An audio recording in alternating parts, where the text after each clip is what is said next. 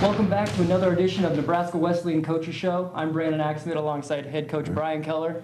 Coach, it's Rivalry week. I don't think much else needs to be said. Right, absolutely. This is the time of year that everybody looks forward to. Fans, former players, of course the coaches, and the current players, the alumni, all that. So it's a great week. Last time I talked to you, you were 0-2. You've turned things around since. You're now 2-2. Yeah, it's been a great last couple of weeks. The guys have played extremely well, and hopefully we can continue that on here for the next 3, 4, 5 weeks. Well, let's talk about that first game you had against Briarcliff. It was homecoming. You struggled the first two games to really get the ball in the end zone, but that wasn't the case this game. Well, no, it took a little while. Briarcliff's a good football team, but I think we just kind of wore them down as the game progressed, and we just got a little bit stronger, a little bit more physical, and things kind of snowballed on Briarcliff in that second half, and we were able to pull away and have a nice, comfortable win. Got a lot of guys in. Because you did. You mentioned you had 7 points in the first half and then 24 in the second. What, did you tell them something at halftime to really get them going? No, not really. What we were doing was great. It was working, and just like I said, we just kind of need to be a little bit patient.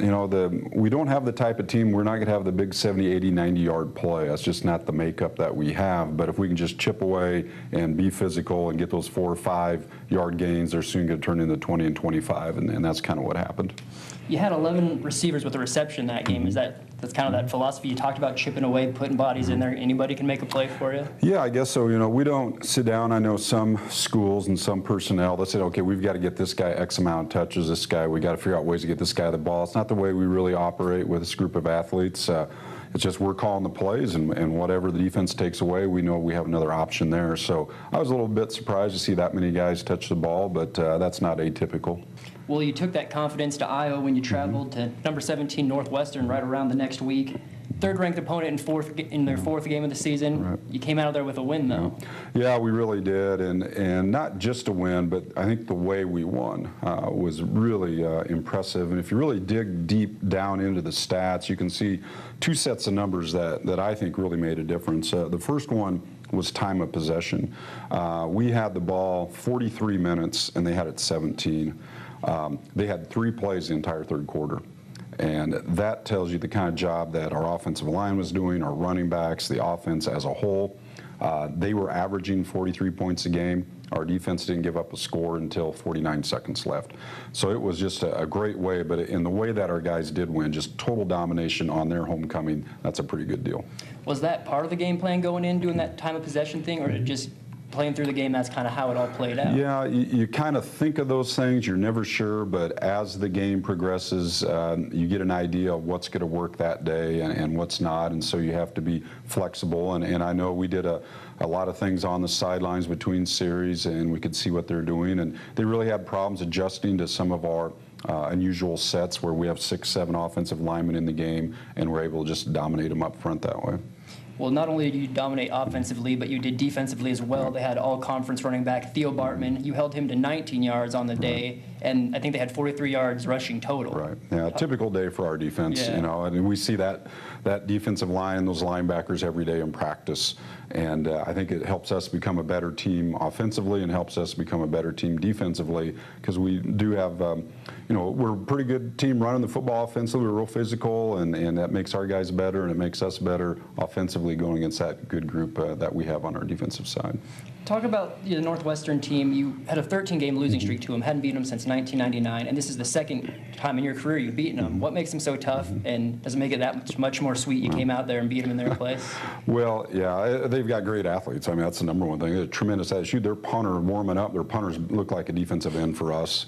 Their quarterbacks are big. I mean, all their guys, they're just got big guys, or they're big dudes that are fast and can run. So they have tremendous talent. They're well coached. I don't know if you think we're in those 13 years, we lost 8 of those games by either the last play of the game or, it was less than a touchdown. 2 of those games are in overtime. At some point, you knew it was going to be our day, right? And I guess it was Saturday. Welcome back to the Nebraska Wesleyan Coaches Show. Brandon Axmith alongside Coach Keller. Coach, we're going to talk about some players who've really been doing well for you the last couple weeks. Let's talk about that 1-2 punch you have at running back with Dustin Bryant and Joey Jones. Yeah, they're a tremendous group. You know, Dustin's been an excellent player for us since the day he stepped on campus. You know, he comes from a very, very small town. You know, he comes from Cody Kilgore. You probably never even heard of him, Brandon, at high school. And very, very small, tiny 8-man guy, but there was something kind of special on film. And when he got here, usually freshmen, particularly kids from smaller towns, 6-man, 8-man players, it takes a while for them to learn that playbook, but Dustin picked it up right away, and he contributed for us as a freshman, and has been banged up as a sophomore, even junior last year. He was hurt a little bit, but you know, as an all-team or second-team all-league running back, but this year he's just playing at a great level, and part of that's because Joey's pushing him, and it gives Dustin a break. You know, we don't have to rely on Dustin all the time. We can bring Joey in, and we're not going to have much of a drop-off there, so it's you know, a great 1-2 punch, as you said.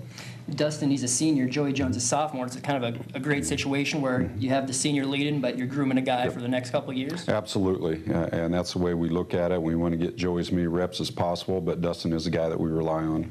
Going to the defensive side now, Phil Latimer, GPAC Player of the Week. He had 2.5 sacks, 3.5 tackles for a loss in that Northwestern game. Just a guy who's been doing big things for you on the defensive line. Well, he has, and again, in his time here too, his 3 years here, Phil's been great. He's really benefited the last couple of years by playing next to Russell Walton. Russell would dictate a lot of double teams, and now people are kind of focusing on Phil. But he came through and had a big game for us. It's tough for a defensive lineman that's getting double teamed, triple teamed to come up with a couple sacks and tackles for loss. But he did and had a great day, and that was part of the reason why we shut down Northwestern like we did. You mentioned he's getting double teamed, and then is a guy who's benefiting Taylor Teclosty because he leads the team in sacks and tackles. He's also on the defensive line. Yeah, you know, have a defensive lineman lead your team in tackles, that's unbelievable. And part of that, you know, Taylor's just a tremendous athlete. He can run. He could play a lot of positions for us. He could be a tight end. You know, he could be a linebacker. He can do a lot of things for us. But he does benefit a little bit from the attention that Phil gets, but certainly Taylor deserves everything that he has, and he's a guy that just works tremendously hard. Now we're moving on to the final segment of the show, biggest segment, Rivalry Week. You're playing Doane. It's at night.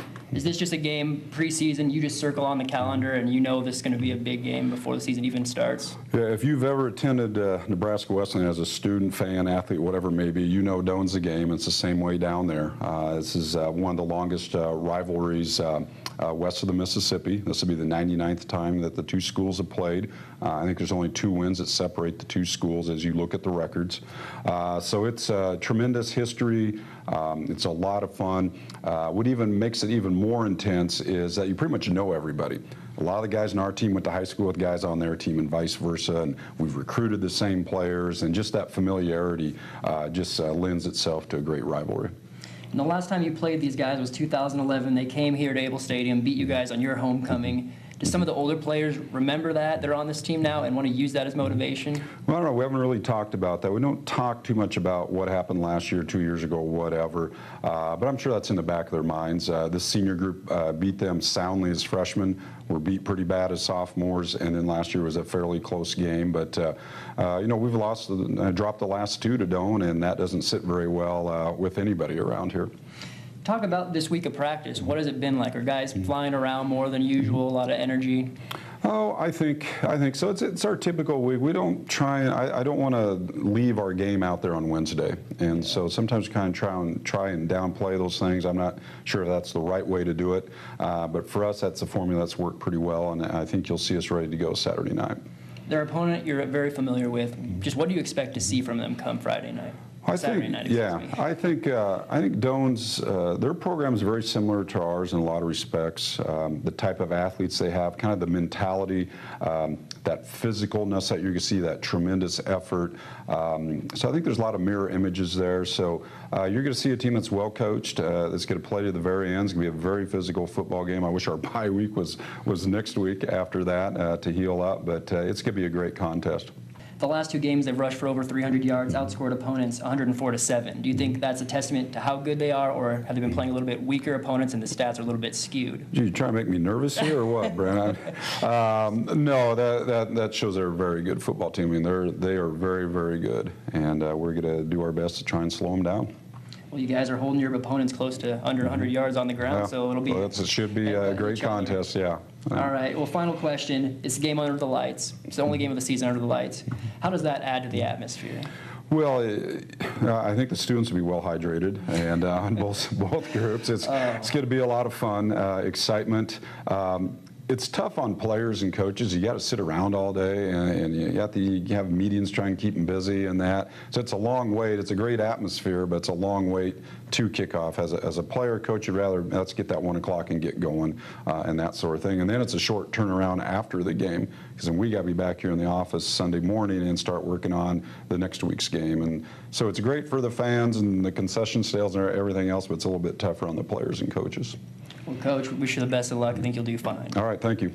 And that does it for this week's Coaches Show. The Prairie Wolves look to move to 3-2, 3-1 in the GPAC Conference as they take on bitter rivals Doane this Saturday night. I'm Brandon Axmit alongside Coach Brian Keller. Thanks for watching the Coaches Show here on the Nebraska Wesleyan Sports Network.